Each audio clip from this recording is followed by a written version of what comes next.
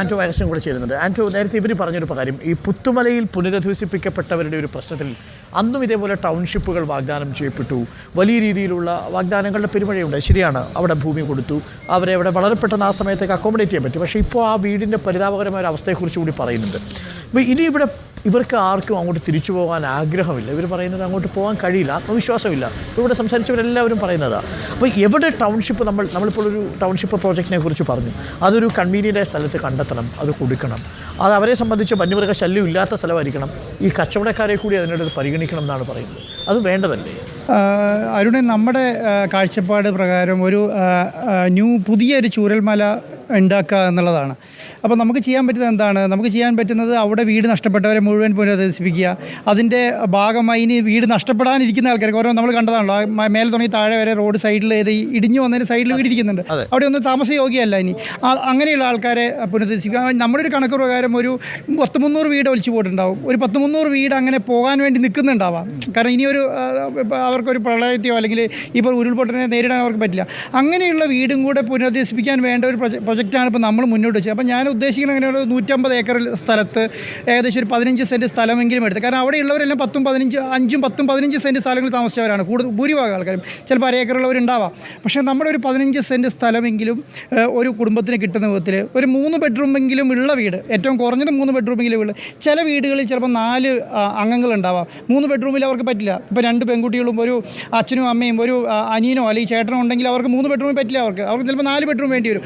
അങ്ങനെയുള്ളവരുടെ separate list എടുത്ത് അവർക്ക് 4 bedroom വേണമെങ്കിൽ 4 ബെഡ്റൂം, മിനിമം 3 ബെഡ്റൂമും, അവർക്ക് വേണ്ട മുറ്റം, അവർക്ക് വേണ്ട അത്യാവശ്യം ചെടികളും. ഇവർ പറയുന്ന ഒരു പ്രധാനപ്പെട്ട പ്രശ്നം ഇവരുടെ വേസ്റ്റ് ഇടാനോ വേസ്റ്റ് മാനേജ്മെൻറ്റിനുള്ള സംവിധാനം ഇല്ല എന്നുള്ളതാണ് പുത്തുമലയുടെ ഒരു പ്രധാനം. അല്ല, പുത്തുമലയെ സംബന്ധിച്ചോളം നമ്മളിപ്പോൾ പറയുന്നത് റിപ്പോർട്ടർ ടിവിയെ സംബന്ധിച്ചിടത്തോളം ശരിയാണെന്ന് എത്ര ശരിയാണെന്ന് തോന്നുന്നില്ല. കാരണം അതൊരു കംപ്ലീറ്റ് ഒരു പ്രൊജക്റ്റാണ്. അതിൻ്റെ അകത്ത് എന്തെങ്കിലും ഇനി കുറവുകളോ പോരായ്മകളോ ഉണ്ടെങ്കിൽ സർക്കാരിൻ്റെ മുന്നിൽ വെക്കുക എന്നുള്ളത് നമ്മളെ സംബന്ധിച്ചുള്ളത് അതിന് നിവൃത്തിയുള്ളൂ. പക്ഷേ അവിടെ ഉണ്ടായ പ്രശ്നങ്ങളൊന്നും ഈ പറഞ്ഞ പുതിയ പ്രോജക്റ്റിൽ ഉണ്ടാവില്ല എന്ന് റിപ്പോർട്ടർ ടിവിക്ക് 100% പറയാം. അങ്ങനെ ഒരു ഇഷ്യൂസും റിപ്പോർട്ടർ ടിവിക്ക് ഉണ്ടാവില്ല. അവർക്ക് ബാത്റൂം ഫെസിലിറ്റി. സംശയം എന്താ സാറേ, ഇപ്പൊ നിങ്ങൾ ഈ പ്ലാൻ ഇവർ കൊടുക്കുന്നുണ്ടല്ലോ, ഇത് നിങ്ങൾ സർക്കാരിന് കൊടുക്കുന്ന പ്ലാനിങ്ങിലാണ് ഈ വിഷയങ്ങൾ വരുന്നത്. ഇപ്പൊ ഈ വീടും സ്ഥലവും ഒക്കെ ഇവർക്ക് നിങ്ങൾ കൊടുക്കാന്നുള്ള ഇത് വരുന്നുണ്ട്. ഇപ്പൊ ടിവിയിലൊക്കെ നമ്മൾ കണ്ടു, വളരെ ഉപകാരം. പക്ഷേ ഈ സർക്കാർ ഒരു ആനുകൂല്യം കൊടുക്കുന്നുണ്ടല്ലോ, 10 ലക്ഷം രൂപ. അപ്പൊ നമ്മൾ വീടും കഴിഞ്ഞവരും കൂടി അതുകൊണ്ടൊന്നും ഒരു വീട് വെക്കാൻ പറ്റില്ല. അപ്പൊ ആ 10 ലക്ഷം കൊടുത്ത വീട് തന്നെ ചെറിയ വീട്, ചെറിയ പെട്ടിക്കൂട്, എന്താ പറയാ, ഒരു കോഴിക്കോട് പോലത്തെ വീട്. ഇത് ഇവരൊക്കെ താമസിച്ചത് നല്ല രീതിയിൽ ജീവിച്ച കുറെ കുടുംബങ്ങളാണ്. അവർക്ക് മിനിമം സാർ പറഞ്ഞ ഒരു 3 ബെഡ്റൂമെങ്കിലും ഉൾക്കൊള്ളുന്ന സാധാരണക്കാരൻ്റെ വീട്, വലിയ കൊട്ടാരമാണെന്നല്ല പറയുന്നത്. ഇപ്പോൾ പുത്തുമലത്ത് നിങ്ങൾ പോയി കണ്ടാൽ അറിയാം, വീട് മോശം എന്നല്ല പറയുന്നത്. പക്ഷേ അവരും സാധാരണ മനുഷ്യരാണ്. അവർക്കും നമ്മളെ പോലെ ജീവിക്കാനുള്ള ഒരു സൗകര്യമുള്ള വീട് ചെയ്തു കൊടുക്കുക. അതെ സാറേ, ഇപ്പം വീട് സ്ഥലങ്ങൾ കൊടുക്കാന്നാണ് പറയുന്നത്. നമ്മൾ സർക്കാരിന്റെ ഒരു പാക്കേജ് ഉണ്ടല്ലോ, 10 ലക്ഷം കൊടുക്കാന്നുള്ളത്. അതെങ്ങനെ നമുക്ക് സാർ ഒരു ഉപകാരപ്പെടുക? അത് കിട്ടുമോ? ഞങ്ങൾക്ക് സ്ഥലം കിട്ടിയത് MP വീരേന്ദ്രകുമാറിന്റെ ഇതാണ്. 7 ഏക്കർ സ്ഥലമാണ് കിട്ടിയത്. സ്പോൺസർമാര് 3 ലക്ഷം 4 ലക്ഷം തന്ന്. സർക്കാർ ഭവന പദ്ധതിയിലാണ് 4 ലക്ഷം രൂപ നമുക്ക് തന്നത്. ബാക്കി 6 ലക്ഷം ഞങ്ങൾക്ക് കിട്ടിയില്ല. അതിലൊക്കെ ഞങ്ങൾക്ക് പരാതികളുണ്ട് സാറേ.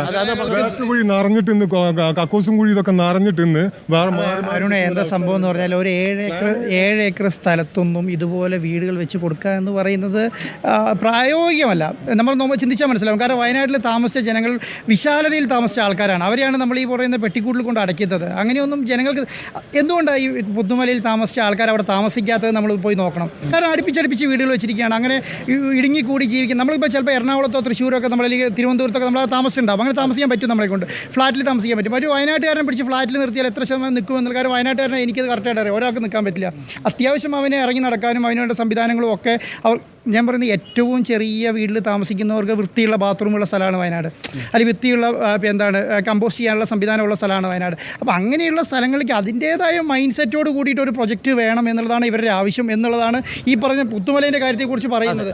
അതിനനുസരിച്ചുള്ള ഒരു പ്രൊജക്റ്റ് നമുക്ക് ഇതിൻ്റെ അകത്ത് ചെയ്യാൻ പറ്റും. ഞാൻ പറയുന്നത് നമ്മളെ സംബന്ധിച്ച് റിപ്പോർട്ടർ ടിവിയെ സംബന്ധിച്ചോളം നമ്മൾ വിഭാവനം ചെയ്യുന്ന പ്രൊജക്റ്റ് നമ്മൾ സർക്കാരിൻ്റെ മുന്നിലേക്ക് വെക്കുന്നത് അവരുടെ ആവശ്യങ്ങളും കൂടെ കേട്ടിട്ട് എന്താണോ അവർക്ക് ആവശ്യമുള്ളത്. അതുകൊണ്ടാണ് ഞാൻ പറഞ്ഞത്, നിങ്ങൾ ഒരു 5 സെൻറ്റിലോ 10 സെൻറ്റിലോ ഒരു പ്രൊജക്റ്റ് നമ്മൾ റിപ്പോർട്ടറായിട്ട് ചെയ്യാൻ നിൽക്കില്ല.